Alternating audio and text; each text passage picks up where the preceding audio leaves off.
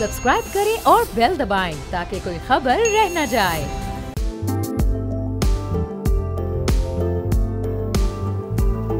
एक बार फिर आपको प्रोग्राम में खुशामदीद कहेंगे। अब ये माली साल खत्म होने में सिर्फ 2 माह बाकी रह गए हैं और हुकूमत बजट 2026 की तैयारियों में लगी हुई है। पिछले साल की निस्बत 24% इजाफे के साथ आईटी सेक्टर को 2.8 अरब डॉलर्स तक की एक्सपोर्ट्स ने मुल्क की तरक्की में अहम किरदार अदा किया है। लेकिन अब भी इस सेक्टर को बहुत से मसाइल का सामना है, जिसमें ज़ाहिर सरफहरिस्त तो एक फाइनल टैक्स रजीम का मसला है, जिसके लिए पाकिस्तान सॉफ्टवेयर हाउसेज एसोसिएशन ने हुकूमत से दरख्वास्त की है कि वो IT और सॉफ्टवेयर की एक्सपोर्ट्स पर फाइनल टैक्स रजीम की मुद्दत में 10 साल की तौसीह कर दे। सॉफ्टवेयर एक्सपोर्ट्स बोर्ड से जो रजिस्टर्ड इदारे हैं उनको एक्सपोर्ट इनकम के 0.25% पर विद होल्डिंग टैक्स लगाया जाता है। अब पाशा की हुकूमत से ये दरख्वास्त है कि IT और सॉफ्टवेयर की एक्सपोर्ट पर FTR की मुद्दत में 10 साल की तौसीह की जाए। फाइनल टैक्स रजीम का तसलसल IT सेक्टर में एक्सपोर्ट के बढ़ते रुझान के लिए ज़रूरी है। FTR को 10 साल तक बढ़ाकर 2035 तक ले जाने की ज़रूरत है ताकि सरमायाकारों के एतमाद में इजाफा हो सके। और 10 साल टैक्स इस्तिस्ना न सिर्फ डिजिटल तब्दीली के अमल को तेज़ करेगा बल्कि इन्वेस्टर्स के एतमाद में भी काफ़ी इजाफा करेगा। IT एक्सपोर्ट्स के लिए FTR की बहाली को दीगर ममालिक के बराबर ये ले आएगी अगर इसमें भी 10 साल का एक्सटेंशन मिल जाता है जो लॉन्ग टर्म टैक्स सब्सिडी दे रहे हैं। फिर इंटरनेशनल कंपटीशन, एक्सपोर्ट्स में इजाफा और रोज़गार के मौके बढ़ाने के लिए IT सेक्टर को एक स्टेबल और कंटिन्यूस स्ट्रेटजी की भी ज़रूरत है। पाकिस्तान में सैलरीड पर्सनस के इनकम टैक्स की शरह 5 से 35% कर दी गई है, जबकि दीगर ममालिक में 0.25 से 1% तक है। इस फर्क की वजह से टैलेंट माइग्रेशन और ब्रेन ड्रेन हो रहा है और यही वजह है कि मकामी कंपनीज को हुनरमंद IT और टेक प्रोफेशनल्स रखने में भी चैलेंजेस का सामना है। IT कंपनीज में सैलरीड पर्सनस पर इनकम टैक्स की शरह को कम किया जाए। IT एक्सपोर्टर्स के खुसूसी गैर मुल्की करेंसी अकाउंट से पेमेंट्स विद होल्डिंग टैक्स से मुस्तस्ना करार दी जाएँ और जो IT की खिदमात की तमाम इकसाम पर इम्प्लीमेंट हो। अब FTR की 10 साल टैक्स छूट डिजिटल तब्दीली को कितना तेज़ करेगी, इन्वेस्टर्स के एतमाद को कितना फ़रोग देगी और पाकिस्तान को एक IT मरकज़ के तौर पर कायम करने में मज़ीद क्या क्या मदद कर सकेगी, इस पर हम गुफ्तगू करेंगे। मोहम्मद ज़ुहैब खान साहब, साबिक चेयरमैन पाशा के हमारे साथ मौजूद हैं। बहुत शुक्रिया ज़ुहैब साहब प्रोग्राम के लिए आपने वक्त निकाला। अब जो इस वक्त सिचुएशन है, ज़ाहिर है IT की एक्सपोर्ट्स हम देख रहे हैं हर महीने बढ़ती जा रही हैं, पिछले कोई 1.5 साल से सिलसिला जारी है, लेकिन अभी भी इस शोबे को कई तरह के चैलेंजेस और कई तरह की टैक्सेशंस का सामना है। अभी डिमांड क्या है पाशा की गवर्नमेंट से आने वाले बजट में? जी अस्सलाम वालेकुम, बहुत बहुत शुक्रिया। देखें, सबसे इंपॉर्टेंट चीज ये कि कंटिन्यूटी ऑफ पॉलिसी इस वक्त बहुत जरूरी है और मैं आपको उसकी एक एग्जांपल दूं कि 2025 तक, आज से 6-7 साल पहले शाहिद खाकान अब्बासी की हुकूमत में 2025 तक IT एक्सपोर्ट पे कोई टैक्स नहीं था, एग्जेम्प्टेड था। और उसके बाद फिर ये FTR रजीम आई तो 3 साल पहले जब प्राइम मिनिस्टर शहबाज शरीफ साहब थे और इंटरम गवर्नमेंट में और मैडम शज़ा फातिमा उस वक्त SAPM थी और यूथ डिवीजन में उनका एक बड़ा अहम रोल था, तो उस वक्त ये 0.25% हमें कहा गया था कि हम इसको 2-3 साल के लिए कर देते हैं। और मैं खुद भी उस मीटिंग में बैठा था जो FBR के साथ हुई थी और ये कहा गया था कि ये हम अभी 3 साल के लिए कर रहे हैं और फिर जाहिर है एक्सपोर्ट हमारी बढ़ेगी तो उसको हम और कंटिन्यू करेंगे। उस वक्त भी हमारी जो डिमांड थी वो टोटल IT एक्सपोर्ट पे एग्जेम्पशन की थी। इसकी मिसाल ये है कि जब आप किसी as a Pakistan international IT companies को अट्रैक्ट कर रहे होते हैं कि आप पाकिस्तान आए तो आपको इस किस्म की फैसिलिटीज दी जाती हैं। फॉर एग्जांपल, अभी मैं 1 हफ्ता पहले श्रीलंका गया और उनके स्पेशल टेक्नोलॉजी जोन और इकोनॉमिक जोन का उन्होंने मार्केटिंग की, तो उसमें उन्होंने पहली पिच ये डाली कि अगर आप यहाँ के अपनी कंपनी रजिस्टर्ड करते हैं कोलंबो में तो आपको 10 साल के लिए टैक्स की छूट है, 10 साल के लिए पेरोल टैक्स की छूट है और आपको डोमेस्टिक बिजनेस में भी काफ़ी चीज़ों पे एग्जेम्पशन हासिल है। हालांकि वो कंट्री भी IMF के रडार में है और 3 साल पहले हमें कहा गया था, चूंकि IMF का मामला है, उस वक्त हम FATF के भी ग्रे लिस्टिंग में थे, तो 0.25% 2025 तक कर दी गई थी। और मेरे ख्याल से इतना ये मुश्किल प्रॉब्लम नहीं होना चाहिए कि इसको फिलहाल 10 साल के लिए तो करें, बट स्टिल अगर हमारे पास गुंजाइश है FBR और फाइनेंस मिनिस्ट्री के पास तो IT एक्सपोर्ट को टैक्स हॉलिडे की अनाउंसमेंट करें टू अट्रैक्ट मोर पीपल, कि हम पाकिस्तान में लोगों को IT कंपनीज की दावत दें कि ये आपके पास मौजूद है। दूसरी बात आपने की पेरोल टैक्स की।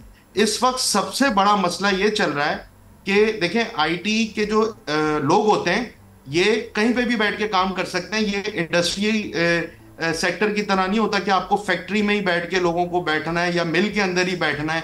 अब हो क्या रहा है कि बड़ी बड़ी कंपनी जब प्रोजेक्ट बाहर के लेती है तो उनको भी, उनके कस्टमर को भी पता होता है कि इनकी कंपनीज की कॉस्ट में 35% पेरोल टैक्स होता है। तो उसमें काफी कंपनीज को ये चैलेंज हो रहा है कि कस्टमर उनके उस एम्प्लॉय को ऑफर करता है कि मैं तुम्हें रिमोट वर्कर बना देता हूं, तुम घर पे बैठ के काम करो और अपनी टीम बनाओ फ्रीलांसर्स की। उससे क्या नुकसान हो रहा है कि एक तो हुकूमत को उन 35% टैक्स का नुकसान हो रहा है, और दूसरा वो उस आईटी कंपनीज से ऐसे बड़े बड़े प्रोजेक्ट्स हाथ से निकल रहे हैं और इनसे उनको चैलेंजेस फील हो रहा है।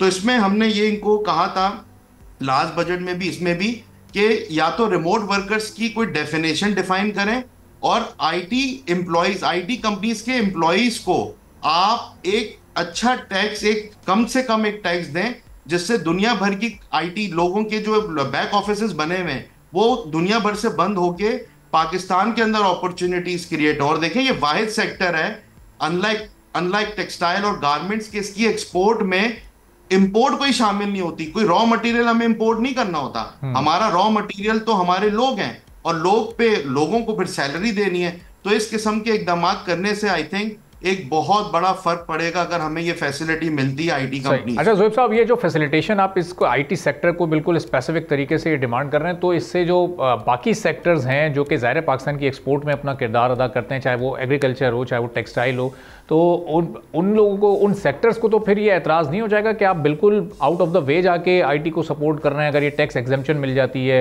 ये आईटी प्रोफेशनल्स के जो सैलरीड पर्सन हैं उनके भी टैक्सेस में अगर कोई ख़ास तौर से कोई कमी कर दी जाती है, तो ये मुमकिन किस तरह से हो सकेगा गवर्नमेंट के लिए? देखिए बाकी सेक्टर में आपने एग्रीकल्चर की मिसाल दी, तो उसमें बहुत सारे प्लगइन्स होते हैं, उनमें उनको अपने मटेरियल चाहिए होते हैं, अपनी क्रॉपिंग के लिए केमिकल चाहिए होते हैं, उसमें हुकूमत ऑलरेडी उनको सालाना बहुत बड़ा पैकेज देती है, उनको फैसिलिटेट करती है। आईटी सेक्टर के अंदर तो ह्यूमन कैपिटल ही आपका रॉ मटेरियल है, तो ये तो किसी भी सेक्टर से कंपैरिजन है ही नहीं, पहली चीज। दूसरी, पाकिस्तान की जो 63% यूथ पॉपुलेशन है, कल को उन्होंने आईटी सेक्टर में ही आना है क्योंकि वो वाइड सेक्टर है। देखिए एग्रीकल्चर में आप वर्क फ्रॉम होम नहीं कर सकते। हमारे मुल्क में कुछ ऐसी शहर हैं बड़े बड़े जहां एग्री की जमीन नहीं है, तो जॉब्स अगर आपने क्रिएट करनी है तो ये वाहिद सेक्टर है जो जॉब मार्केट क्रिएट कर सकता है। और मैं आपको बताऊं, पाकिस्तान इस वक्त आइडियल स्ट्रेटेजिक लोकेशन है दुनिया भर की, टाइम जोन के हवाले से, इंग्लिश स्पीकिंग के हवाले से, और जल्दी पिकअप पॉइंट ऑफ व्यू से कि जितने लोगों के साथ पाकिस्तान की आईटी कंपनीज काम कर रही हैं, आई पर्सनली विटनेस कि वो ये बोलते हैं कि पाकिस्तानी लोगों का काम बहुत अच्छा है, इनका स्किल सेट बहुत अच्छा है। और ज़ोएब साहब, जाहिर है कि ये इंडस्ट्री और इसकी एक्सपोर्ट्स भी ग्रेजुअली ग्रो कर रही हैं, चाहे वो मंथली फिगर्स आ रहे हों या वो एनुअल फिगर्स आ रहे हों। तो जब ये पहले ही प्रॉपर ग्रो कर रही है, तो अगर ये एग्जेम्पशन मिल जाती है, इससे कितना मेजर जंप आ सकता है? 10 साल की एग्जेम्पशन जब आप मांग रहे हैं, तो 10 साल में ये एक्सपोर्ट्स $3-3.5 अरब से बढ़कर ये कहाँ तक फिर पहुँच जाएंगी, और इसमें ये एग्जेम्पशन कितना बड़ा रोल प्ले करेगी? देखिए ये चीजें एक स्ट्रेटेजिक डिसीजन होगा, इसमें पॉलिसी एक चीज है, फिर इसकी मार्केटिंग एक अहम चीज है।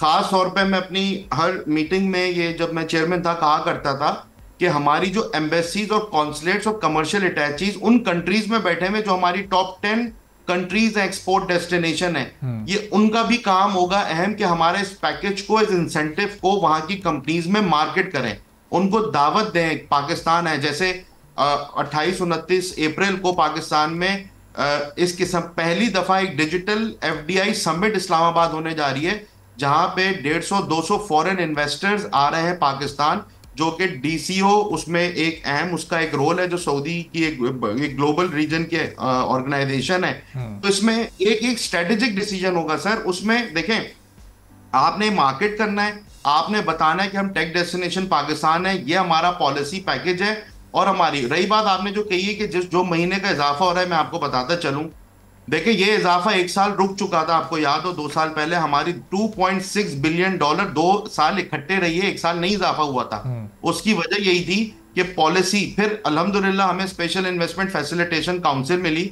जिसकी वजह से लोगों को एक ट्रस्ट हुआ, 50% डॉलर रिटेन का फैसला हुआ SIFC के थ्रू, और साथ में कॉर्पोरेट डेबिट कार्ड आए। अब ये तो एग्जीक्यूशन हो गई, ऊपर से क्या हुआ जो भी आपने जिक्र भी किया कि 10 से 12% ऑल टुगेदर एक टैक्स क्यों लगा उस पे? अगर किसी के $1000 उस अकाउंट में रखे हुए और उसने बाहर वो स्पेंड करने उनमें से लेट से $100, तो वो $110 $112 क्यों देगा? क्योंकि पैरेलल में जो पेनियर जैसी ऑर्गेनाइजेशन है जो पाकिस्तानी आईटी कंपनीज और फ्रीलांसर्स को वर्चुअल बैंक अकाउंट और डेबिट कार्ड की फैसिलिटी देती हैं, उसमें वो 2 से 3% बस चार्ज करते हैं। तो वो लोग क्यों पाकिस्तान में अपना पैसा रखेंगे? पाकिस्तानी आईटी कंपनीज बाहर पैसा पार्क नहीं करती, बट बाहर के अकाउंट्स को या बाहर की फैसिलिटेशन को इसलिए यूज करती हैं क्योंकि वहां पे कॉस्ट कम है, टैक्स कम है और रिपेट्रिएशन आसान है।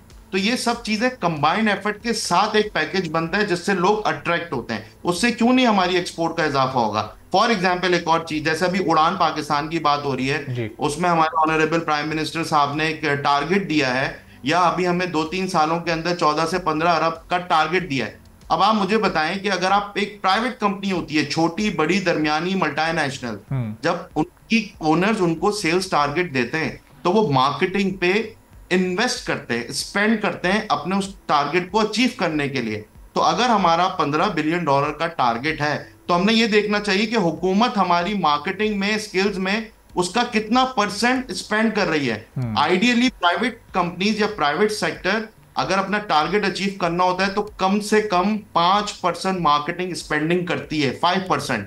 हम ये कहते हैं कि एटलीस्ट 15 से 20 अरब रुपए हम मार्केटिंग, परसेप्शन बिल्डिंग, ब्रांडिंग और स्किल्स पे एटलीस्ट नए बजट में ये खर्च तो करें, तो इंशाल्लाह ताला उस तरफ हम जाएंगे। क्योंकि देखें, ब्रेन ड्रेन की आप बातें सुनते हैं, मेरी नजर में ये ब्रेन ड्रेन नहीं है, ये ब्रेन सर्कुलेट है। ये तो जाएंगे, और अच्छा है आज ये जाएंगे तो कल को यही माइक्रोसॉफ्ट, यही ऑरेकल के सीईओज बनेंगे ना इंशाल्लाह। लेकिन हमें क्या करना है? हमें सप्लाई खड़ी करनी है, हमें लोग ट्रेन करने ताकि लोग यहाँ की भी फुलफिलमेंट हो और दुनिया भर की भी डिमांड पूरी हो इंशाल्लाह। ठीक है, बहुत बहुत शुक्रिया मोहम्मद ज़ोएब खान साहब, साबिक चेयरमैन पाशा, हमारे साथ मौजूद। आपने सुनी नाज़रीन, इसी के साथ आज के प्रोग्राम से इजाज़त दी है। अल्लाह हाफ़िज़।